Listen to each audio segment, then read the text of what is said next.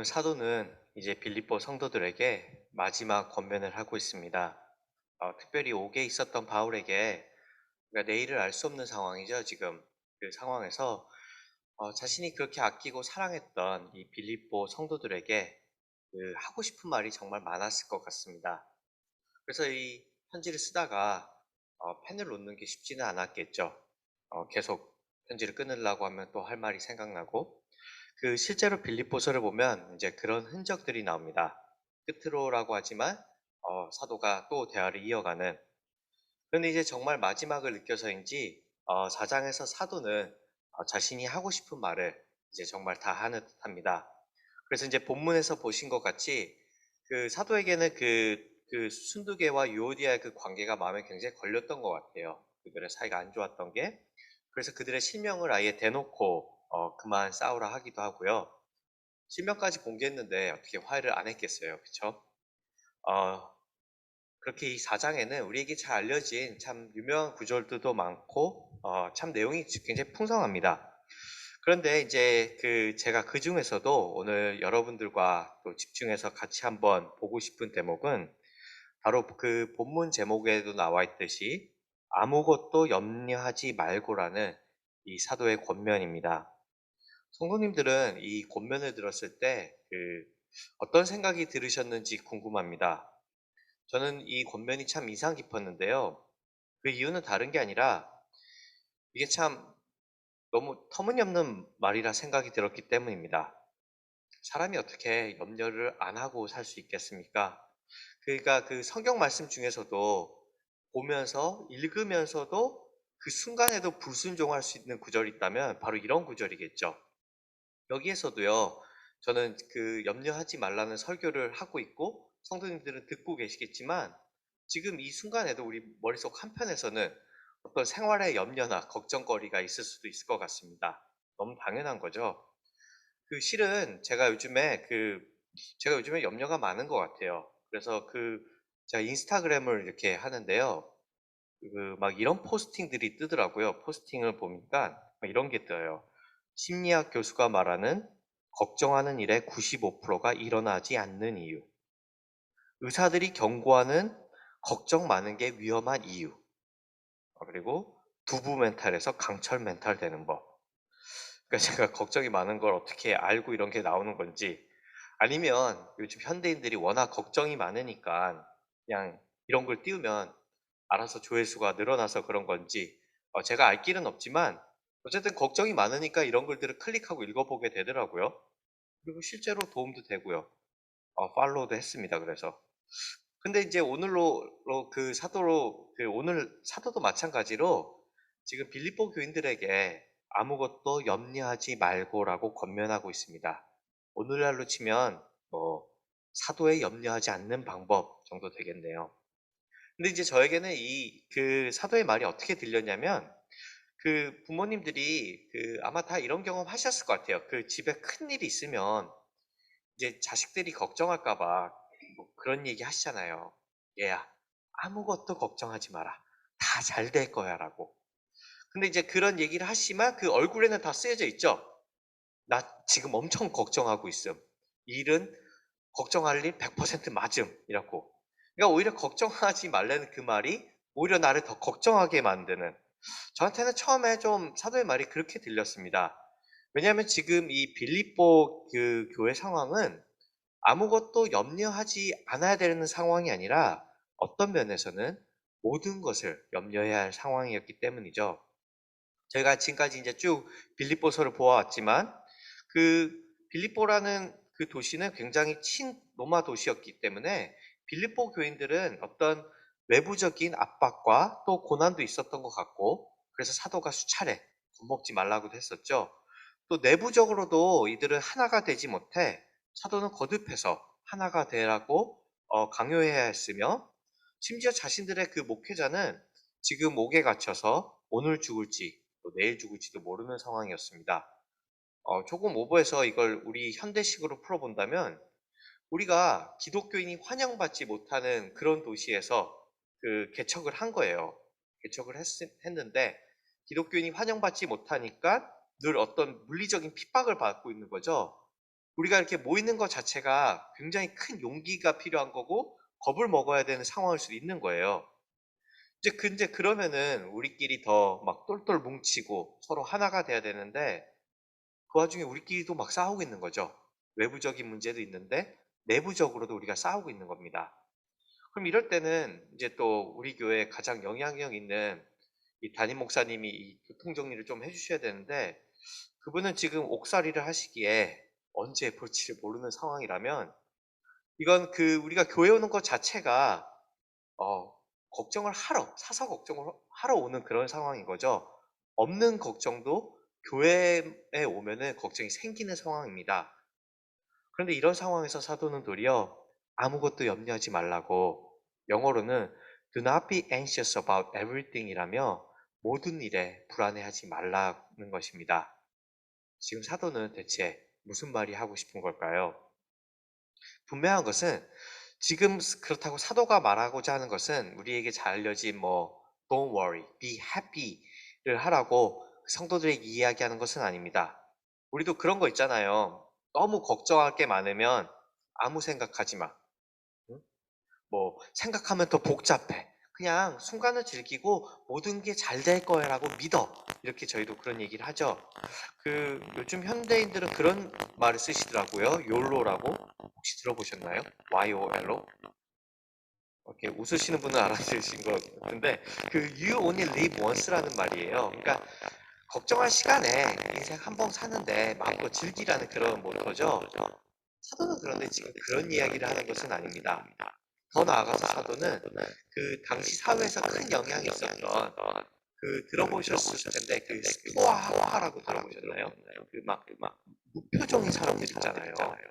그 스토익 철학에서 말하는 그 어떤 마음의 훈련법을 말하는 것도 아닙니다. 그러니까 이 스토아파 사람들은 이렇게 자신의 마음과 감정을 추스리는 법을 배워서 어떤 상황이 와도 이 감정이 업앤다운이 없는 부분이 않는 법을 훈련했던 것 같습니다. 그래서 이제 표정을 보고 스페이스라고 하죠. 감정이 들리지 않는.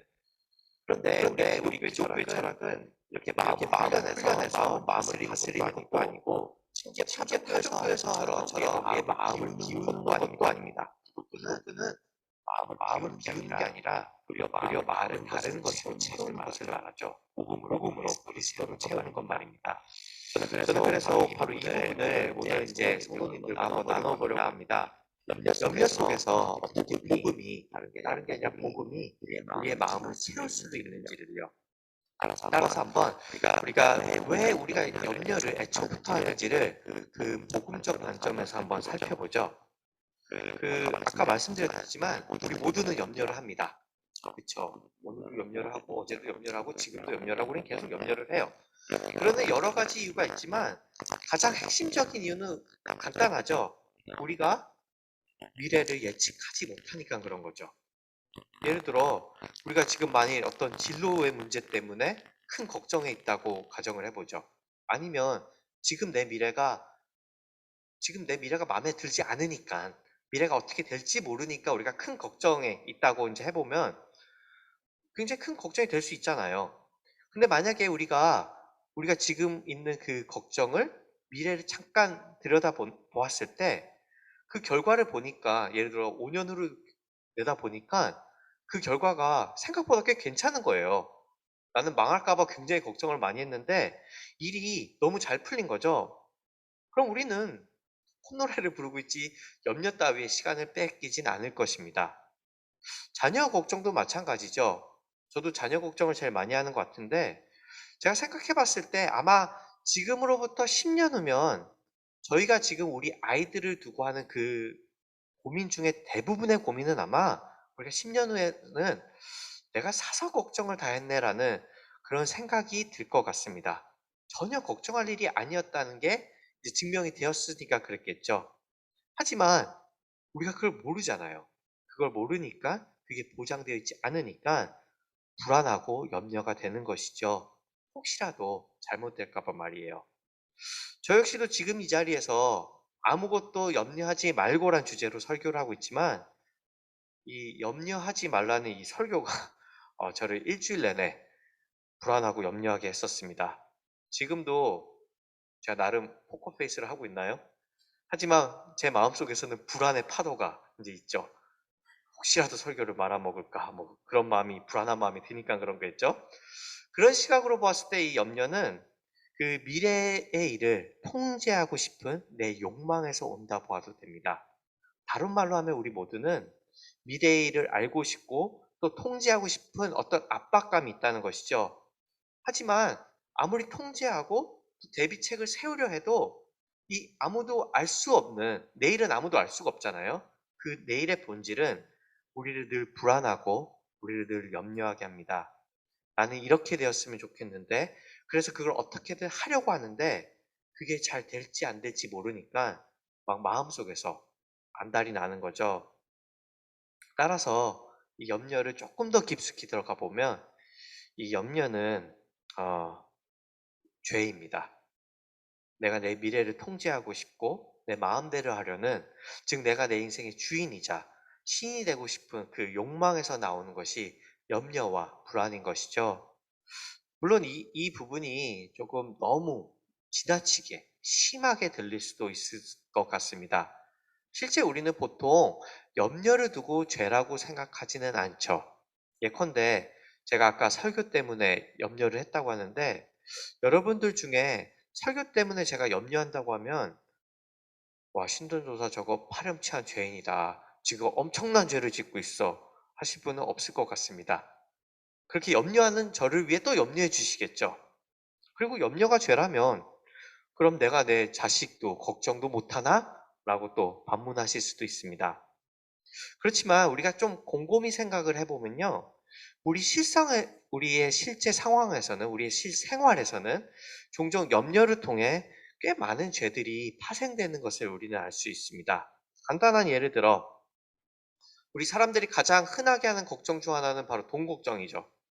그 누구도 이 문제에서 100% 자유로운 사람은 없습니다. 우리는 다 어떻게든 크든 작든 돈 걱정을 해요. 근데 제가 평소에 저보다 훨씬 더 지금 돈 걱정을 많이 한다 가정을 해보면 무슨 일이 일어날까요? 저는 평소에 저보다 훨씬 더 인색해질 것입니다.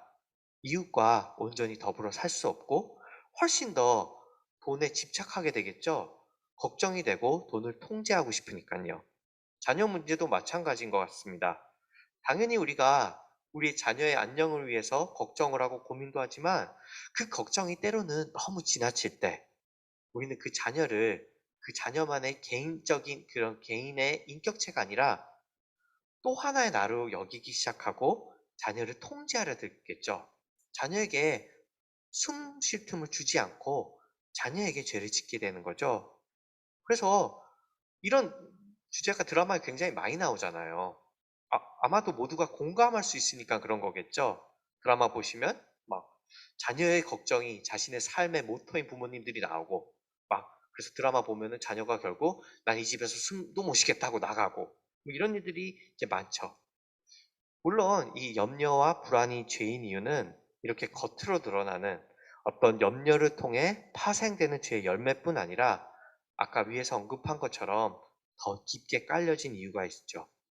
그 지난번 설교 때 제가 그 종교개혁자 마틴 루터 이야기를 잠깐 했었는데요. 이 루터가 그 편지로 종종 대화하던 친구 중에 그 필립 멜라니턴이라는 친구가 있었답니다. 루터가 우울하고 슬플 때 이 친구랑 대화를 굉장히 편지로 많이 했던 것 같아요. 근데 이 친구가 굉장히 똑똑은 했는데 상당히 평소에 걱정이 많았다 해요. 뭐 체질상으로도 그냥 선천적으로도 걱정이 많고 또 종교 개혁 때문에도 이제 걱정이 많아서 막 조금만 문제가 생기면은 막 루터에게 그런 편지를 썼다 해요. 종교 개혁 끝났다. 빨리 산으로 도망가자. 막 이렇게. 자, 이런 멜라니턴한테 그 루터가 이제 한 충고를 하는데요. 저는 이게 굉장히 인상 깊었고 상당히 핵심을 찌르는 그 정곡이었다 생각이 듭니다. 이 루터가 걱정과 불안 속에 있는 이 필립 멜라니턴한테 이렇게 한마디를 했다고 해요. 한번 들어보세요. 파워포인트 보여주실래요? 이런 말 얘기를 했다고 합니다. Let Philip cease to rule the world. 그러니까 한국말로 하면 필립이 세상을 다스리는 것을 그치게 하게 겠네요. 그러니까 다른 말로 하면요. 루터에게 염려를 정의하라고 한다면 그는 지금 염려를 세상을 다스리려는 시도라고 정의하고 있는 것입니다. 아까 언급한 것처럼 자기가 자기 인생의 주인이 되어 신과 같이 고려하는 것이죠. 물론 이 대부분의 그리스도인들은 여기에 있는 우리들을 포함해서 적어도 입술로는 아니 그리고 진짜 진심으로 우리 마음속으로도 우리가 우리 삶의 주인이 아니라 하나님이 주인이라신 것을 알고 또 믿을 것입니다. 그렇지만 문제는 하나님이 주인이신 거는 내가 인정은 하겠는데 진짜 마음속 깊은 곳을 보면 하나님이 그 주인 역할을 제대로 하실 거란 그 믿음이 우리에게 없는 거죠. 믿음을 믿지를 못하는 거예요. 하나님이 그 주인 역할을 제대로 하실 거라고. 즉 나한테 맡겨놓으면 내가 알아서 나는 나를 누구보다 잘 알고 내가 그래서 내가 나한테 좋은 걸 잘 아니까 내가 이렇게 착착착착 내 인생의 그림을 그려갈 텐데 하나님 앞에 내 인생을 맡겨놓으면 왠지 불안한 거죠.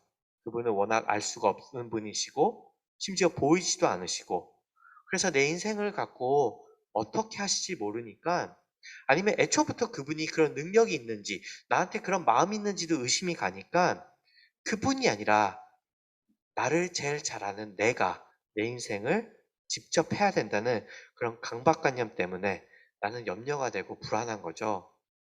그래서 이게 조금 위험할 말일 수도 있는데요.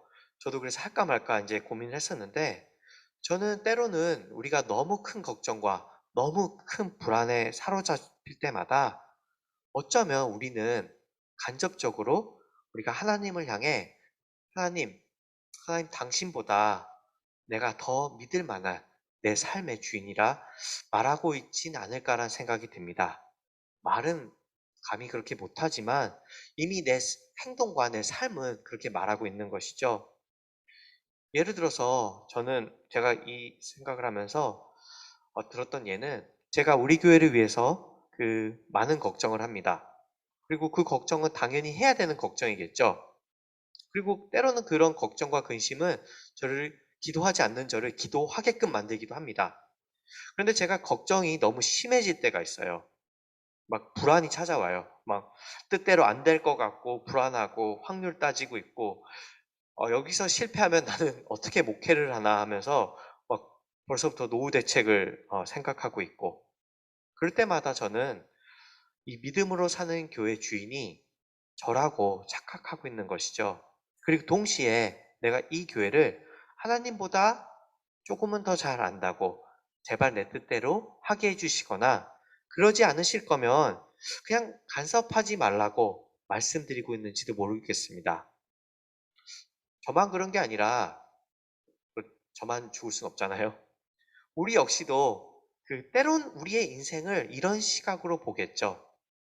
그래서 오늘 사도가 본문을 통해 하는 이 말씀은 파워포인트 한번 보여주세요. 너희가 세상을 다스리려는 그 행위를 멈추고 진정한 세상의 주인께 너희 것을 맡기라는 그런 메시지로 다가옵니다. 물론 이것은 쉬운 일은 아니죠. 아까 말씀드렸듯이 모든 사람은 염려를 합니다. 이게 염려를 안 하고 싶다고 안 하게 되는 게 아닌 거죠. 실제로 사람들은 아까 얘기했던 것처럼 걱정하는 사람들을 향해 이런 얘기를 해요. 그만 생각하라고. 저도 이 얘기를 많이 합니다. 와이프나 하율이가 이제 막 큰 걱정에 빠져 있으면 제가 제일 먼저 하는 얘기는 그런 거예요. 그만 생각해. 자기는 생각이 너무 많아서 안 돼. 생각하면은 나쁜 생각만 드니까 생각하지 마 이래요. 그리고 실제로는 하율이한테 제가 무슨 말을 했나 했더니 얘가 오줌이 마렵다고 걱정할 때가 있어요. 그럼 오줌 마려운 애를 상대로 제가 야 오줌 마려운 거 생각하지 마 그래요. 그냥 참 몰상식한 아빠죠. 오줌이 마려운데 딴 생각을 하라고 하니까. 근데 이 말에 진짜 모순이 있는 게 자꾸 생각이 난다 해서 아 이제 그만 생각해야지. 그래 난 지금부터 생각 안 할 거야. 내 걱정은 끝. 이라 생각해서 생각이 안 나시는 분이 계신다면 그분은 초능력자겠죠. 우리가 걱정이 많을 때 잠시 딴 일을 하거나 뭐 바람을 쐬거나 해서 걱정을 잠시 잊을 수는 있겠지만 아까 그 인스타그램의 명언대로 어느덧 우리는 95% 일어나지 않을 일에 대해 나도 모르게 걱정을 하고 있습니다. 나도 모르게 걱정이 파도같이 몰려드는 거예요. 내가 걱정하고 싶어서 하는 게 아니라. 그러니까 내 의지와 전혀 상관이 없는 일인 거죠. 저는 그래서 그 염려에 대한 성경의 가르침은 마음을 추스리거나 마음을 비우거나 생각을 하지 않는 게 아니라 오히려 더 생각을 많이 하고 더 마음을 다른 것으로 채우는 것이라 생각합니다.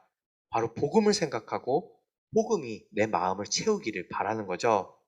그래서 그 사도의 아까 말씀을 다시 한번 보시면요. 사도는 염려하지 말라 권면한 후에 뭐 잊어버리거나 너의 마음을 추스리거나라고 하지 않고 하나님께 감사함으로 간구, 혹 기도를 하라고 합니다. 오늘이 뭐 땡스기빙 우리 주인데요. 그 성도님들도 아시지만 이 감사를 드리는 거는요. 적극적인 행동이죠. 한 주석가가 여기서 바울이 말한 그 감사함의 의미를 의지적 행동이자 마음의 확신이라 하더라고요. An act of will and conviction of heart라고. 따라서 감사는 이렇게 우리가 소극적인 상태에서 막 저절로 되는 게 아니라 적극적으로 생각하는 것입니다. 주께서 지금까지 나를 어떻게 인도하셨는지를 생각하고 기억하는 것이고, 그렇게 이 놓여진 상황에 굴복하지 않겠다는 나의 어떤 의지적인 반응인 거죠. 그래서 주님 역시도 이 염려를 강조하실 때 이 비슷한 이야기를 하십니다. 구절을 보여주시겠어요? 네, 제가 다 읽진 않을게요. 잘 알려진 구절인데 이 구절을 보시면요. 염려를 하지 말라고 주님이 거듭거듭 강조하시다가 염려를 하지 않을 수 있는, 아니 그러지 않아야 하는 아주 간단한 솔루션을 주십니다. 저기 나온 것 같이 주님의 솔루션은 간단합니다. 바로 공중의 새를 보고 들의 백합화를 보라는 것입니다. 그러니까 주님의 말씀을 빌리자면 그것들을 보면서 어떻게 자라는가 생각하여 보라. 곧 너희가 누구이고 너희의 아버지가 누구인지 생각하라는 말씀입니다. 그렇기에 우리가 불안 속에 있을 때는 우리가 생각이 너무 많아서가 아니라 어쩌면 우리는 해야 하는 생각을 안 하고 있기 때문인 거죠. 그러니까 우리가 불안하고 걱정이 많은 건 우리가 생각이 너무 많아서가 아니라 우리가 마땅히 해야 될 생각을 안 하고 있기 때문입니다. 그런 의미 속에서 저는 우리가 깊은 염려와 불안 속에 복음을 생각을 만약에 우리가 한다면 우리가 적어도 두 가지 진리를 깨달을 것 같습니다. 첫째는 우리가 복음을 생각한다면요. 첫째는 우리가 깨달을 수 있는 건 내가 신이 아니라는 겁니다. 그 복음은 우리가 얼마나 큰 죄인이어서 하나님의 아들이 죽기까지 하셨는지를 우리에게 알려줍니다. 그래서 복음을 생각할 때 우리는 내가 신이 아닌 것을 깨닫는 거죠. 그래서 우리가 세상을 다스리려는 그 행위를 멈출 수 있는 것이죠. 또 둘째로 복음은 내가 얼마나 사랑받는 존재여서 하나님의 아들이 죽기까지 하셨는지를 알려줍니다. 그래서 우리는 우리의 기도가 다 원하는 대로 이루어지지 않았을 때에도 아, 하나님이 나를 버렸어. 역시 내 인생은 내가 책임져야겠어. 라고 그 걱정의 파도 속으로 다시 뛰어드는 게 아니라 공중의 새와 들의 백합화도 책임지시는 그 성실하신 하나님이 당연히 나 역시도 가장 좋은 길로 인도하실 거라 믿고 또 그분 안에서 그렇게 안식할 수 있는 것이죠. 그렇게 사도는 우리가 감사함으로 기도할 때 얻는 것은 우리가 원하는 대로 전부 이뤄지는 그런 기도의 응답이 아니라 오직 그리스도의 평강이라고 합니다. 그리스도께서 우리를 염려하지 않게 우리의 생각과 우리의 마음을 지켜주시는 것이죠. 물론 저는 오늘 설교를 준비하면서 또 지금 설교를 마치면서 저는 오늘 이 설교로 우리의 모든 걱정과 염려가 없어질 거라 생각하지 않습니다. 이 설교를 제가 했다고 또 우리가 같이 들었다고 해서 우리가 모든 걱정과 염려에서 탈출할 수 있을 거라 생각하지는 않아요. 성도님들이 잘 아시겠지만 우리 인생이 그렇게 단순하지 않잖아요. 저는 그걸 지금 말씀드리려고 하는 건 아니에요. 또한 여러분과 제가 불안할 때마다 아, 역시 우리는 지금까지 잘못 살았다 라고 자책해야 한다는 것도 아닙니다.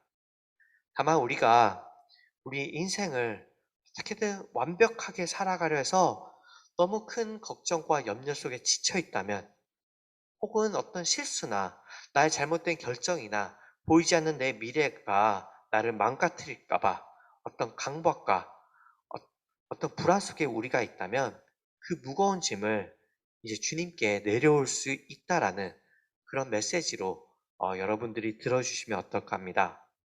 나는 내 마음과 생각을 지킬 수 없기에, 우리가 너무 잘 알잖아요. 내 마음을 지키는 게 얼마나 어려운 것을. 그분께 의지하며 그분을 깊이 생각하는 거죠. 실제로 그분이야말로 지금도 생각하고 계십니다. 여러분과 저를 말이죠. 제가 이 설교를 준비하면서 이제 염려에 관한 여러 가지 설교를 들었었는데요. 그 중에 이 한국의 시간교회 그 이정규 목사님이 이런 이야기를 하시더라고요.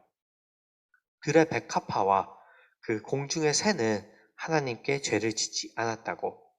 그들은 언제나 하나님을 하나님으로 인정하며 순종했기에 하나님께서 그들을 돌봐주시는 건 어쩌면 당연한 거 아니겠냐는 거죠. 반면에 우리는 하나님께 반항하지 않았냐는 것입니다. 하나님보다 내가 더 잘 안다고, 내가 알아서 할 거라면서 말이죠. 그럼에도 예수님은 우리를 향해 너희들은 이것들보다 더 귀하지 아니하냐며 물으시며 우리를 이 세상 그 무엇보다 귀하게 여겨주십니다. 우리는 그분의 생각에 어떤 한 틈도 들어갈 자격이 없지만, 그분의 생각에는 우리가 늘 있음을 믿습니다. 그분의 생각에는 우리의 미래가 있고, 우리의 건강이 있고, 우리가 알 수 없는 우리의 존재 자체가 그분의 생각에 있는 것이죠. 이 시간 우리의 불안과 염려를 그분께 맡겨드리고, 모든 지각에 뛰어난 그 하나님의 평강이 그리스도 예수 안에서 우리의 마음과 생각을 지켜주시기를 주님의 이름으로 축원합니다.